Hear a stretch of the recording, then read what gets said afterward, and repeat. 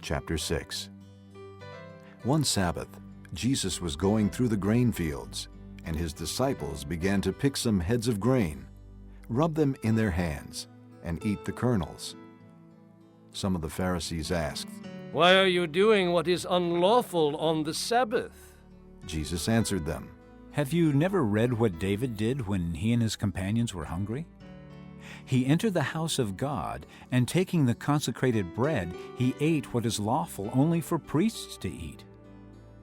And he also gave some to his companions. Then Jesus said to them, The Son of Man is Lord of the Sabbath. On another Sabbath, he went into the synagogue and was teaching, and a man was there whose right hand was shriveled.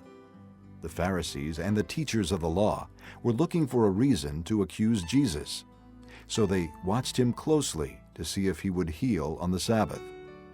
But Jesus knew what they were thinking, and said to the man with the shriveled hand, Get up and stand in front of everyone. So he got up and stood there.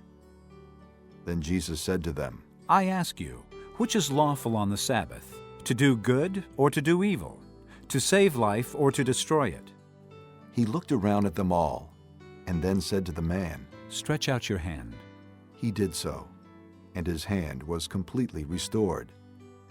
But they were furious, and began to discuss with one another what they might do to Jesus. One of those days, Jesus went out to a mountainside to pray, and spent the night praying to God.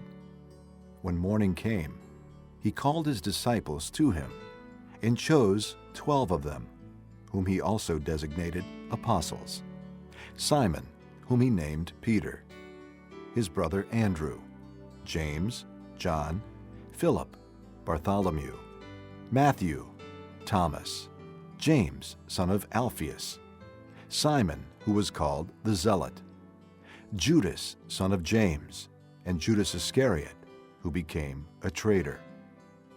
He went down with them and stood on a level place. A large crowd of his disciples was there, and a great number of people from all over Judea, from Jerusalem, and from the coast of Tyre and Sidon, who had come to hear him and to be healed of their diseases. Those troubled by evil spirits were cured, and the people all tried to touch him, because power was coming from him and healing them all. Looking at his disciples, he said, Blessed are you who are poor, for yours is the kingdom of God. Blessed are you who hunger now, for you will be satisfied. Blessed are you who weep now, for you will laugh. Blessed are you when men hate you, when they exclude you and insult you and reject your name as evil because of the Son of Man. Rejoice in that day and leap for joy, because great is your reward in heaven. For that is how their fathers treated the prophets. But woe to you who are rich, for you have already received your comfort. Woe to you who are well fed now, for you will go hungry. Woe to you who laugh now, for you will mourn and weep. Woe to you when all men speak well of you, for that is how their fathers treated the false prophets. But I tell you who hear me, love your enemies, do good to those who hate you, bless those who curse you, pray for those who mistreat you. If someone strikes you on one cheek, turn to him the other also. If someone takes your cloak, do not stop him from taking your tunic. Give to everyone who asks you, and if anyone takes what belongs to you, do not demand it back. Do to others as you would have them do to you. If you love those who love you, what credit is that to you? Even sinners love those who love them. And if you do good to those who are good to you, what credit is that to you? Even sinners do that. And if you lend to those from whom you expect repayment, what credit is that to you? Even sinners lend to sinners, expecting to be repaid in full. But love your enemies, do good to them, and lend to them without expecting to get anything back. Then your reward will be great, and you will be sons of the Most High, because He is kind to the ungrateful and wicked. Be merciful, just as your Father is merciful. Do not judge, and you will not be judged. Do not condemn, and you will not be condemned. Forgive, and you will be forgiven. Give, and it will be given to you.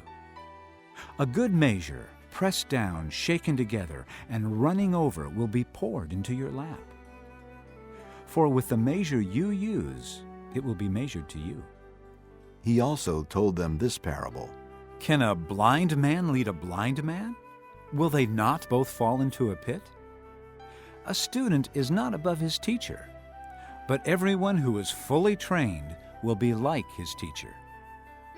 Why do you look at the speck of sawdust in your brother's eye and pay no attention to the plank in your own eye? How can you say to your brother, "Brother, let me take the speck out of your eye," when you yourself fail to see the plank in your own eye? You hypocrite! First take the plank out of your eye, and then you will see clearly to remove the speck from your brother's eye. No good tree bears bad fruit, nor does a bad tree bear good fruit. Each tree is recognized by its own fruit. People do not pick figs from thorn bushes or grapes from briars. The good man brings good things out of the good stored up in his heart, and the evil man brings evil things out of the evil stored up in his heart. For out of the overflow of his heart, his mouth speaks. Why do you call me Lord, Lord, and do not do what I say? I will show you what he is like who comes to me and hears my words and puts them into practice. He is like a man building a house who dug down deep and laid the foundation on rock.